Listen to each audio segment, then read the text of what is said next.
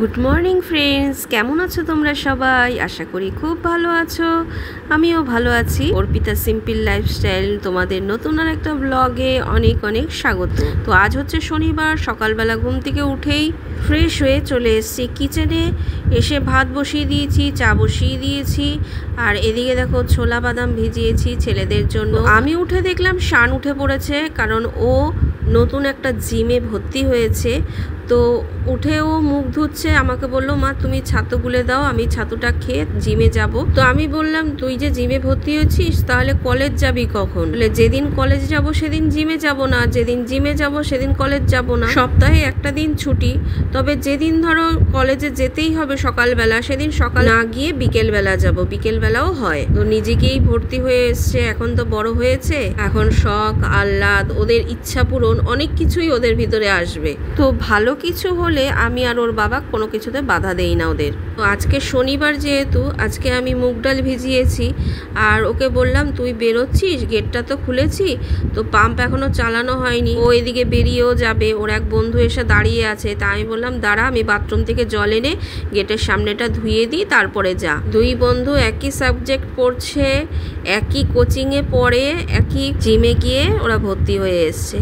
তো চলে গেল, তারপরে চলে আসলাম সবজি কাটতে। তো সবজি বার করে নিয়েছি, এখানে লাউ কেটে নিলাম, লাউ দিয়ে ডাল করলাম, মুগ ডাল ধনেপাতা দিয়ে, আর ঝিঙে আলু পোস্তর সঙ্গে একটু সর্ষেও দিয়ে দিয়েছি।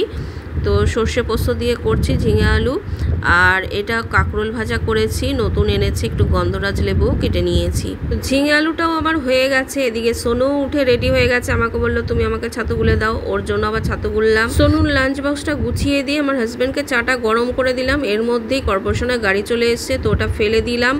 তারপরে আমার হাজব্যান্ড সোনুকে নিয়ে মেট্রো স্টেশন পর্যন্ত এগিয়ে দিয়ে আসতে গেল, আর আমি বললাম ঠাকুরের ফুল বেলপাতাটাও একেবারে নিয়ে চলে এসো। সোনুর আজকে তাড়াতাড়ি হয়ে গেছে, এখন 8:15 বাজে, তবুও কয়েকদিন ধরে ও ওর বাবার গাড়ি করে যাচ্ছে, কারণ সাইকেলগুলো ঠিকঠাক করতে দিয়েছে, তো ওইগুলো এখনো হয়নি বলে আনাও হয়নি। তো শান চলে এসছে, ওকে একটু দুধ গরম করে দিলাম, ও দুধ কলা আর রুটি খেলো, মেয়েও একটু খেয়ে নিলাম। তারপরে ঘরটা ঝাড় দিয়ে পাম্পটা একেবারে চালিয়ে দিয়েছিলাম। তো আমার হাজব্যান্ড শাশুড়ি মা রেডি হচ্ছে, তো আমার হাজব্যান্ড আমাকে বললো তুমি আমাকে খেতে দাও।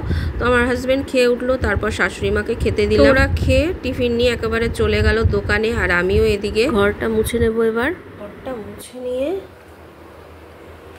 বাথরুমের সব বালতিগুলো আজকে মাজবো, পরিষ্কার করবো। অনেক দিন ভাবছি করব করাই হচ্ছে না, নোংরা হয়ে গেছে বালতি মুখ, পরিষ্কার করে নিয়ে আসলাম। তো শান একটু ঘুমোচ্ছিল, তা আমি এদিকে সব কাজগুলো সেরে কয়েকটা জামা কাপড় কেচে স্নান করে তারপরে ঠাকুরের বাসন মাজবো। ঠাকুরের কিছু জামা কাপড়ও আছে, বৃহস্পতিবার তুলেছিলাম, কিন্তু ওগুলো আজকে আর ধোবো না, কালকে ধোবো।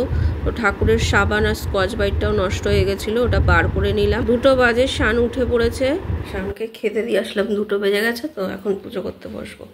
ঠাকুর বাসন টাসন মেজে নিয়েছি। দেখো আমার পুজো করা হয়ে গেছে, সব গুছিয়ে নিয়ে পুজো করতে টাইম একটু বেশিই লাগে। টাইম বেশি লাগুক ঠিক আছে, অসুবিধা নেই, শানের তো খাওয়া হয়ে গেছে, এবার আমি যাই। 3:30 বাজে, খেয়ে বাসন মেজে আসলাম। তো বসেছি একটুখানি সেলাই করতে।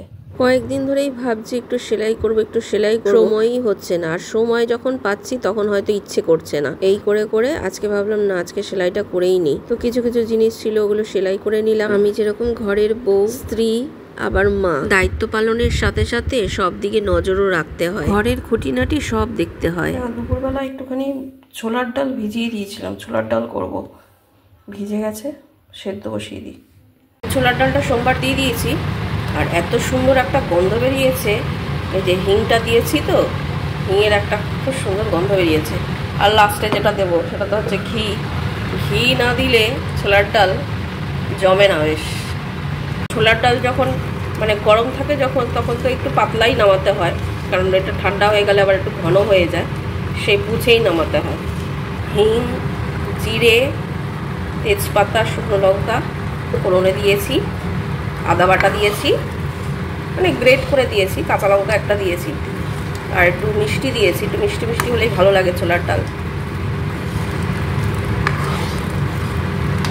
আর জিরে, ধনে আর গরম মশলা দিয়েছি, গরম মশলা গুঁড়ো, আর লাস্টে দিলাম ঘি।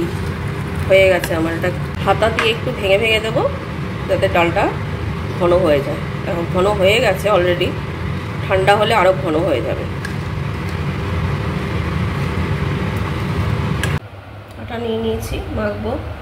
তো এখানে কিছুটা রুটি করলাম আর কিছুটা পরোটা বানালাম। ফ্রিজে কমলাভোগ ছিল, ওটাও একটু গরম করে নিলাম। এরকম করার কি কারণ জানো? ছোলার ডাল ভিজিয়েছি, সোনু অফিস থেকে আসার পরে ওকে বললাম কি ছোলার ডাল করবো কিন্তু আজকে। বলে তাহলে পরোটা করবে। আমি বললাম না, রুটি করব। হ্যাঁ, তা বলছে রুটি করলে কিন্তু আমি তাহলে খাবো না। আমি বললাম কেন? বলে তাহলে লাচ্ছা পরোটা বাইরের দিয়ে কিনে আনবো। আমি বললাম সেই যখন বাইরের দিয়ে কিনে আনবি, আজকে শনিবার নিরামিষ, ওদের কি আছে? ওরা তো সব একসঙ্গে করে। দরকার হয় আমি তোকে ঘরেই পরোটা বানিয়ে দেব।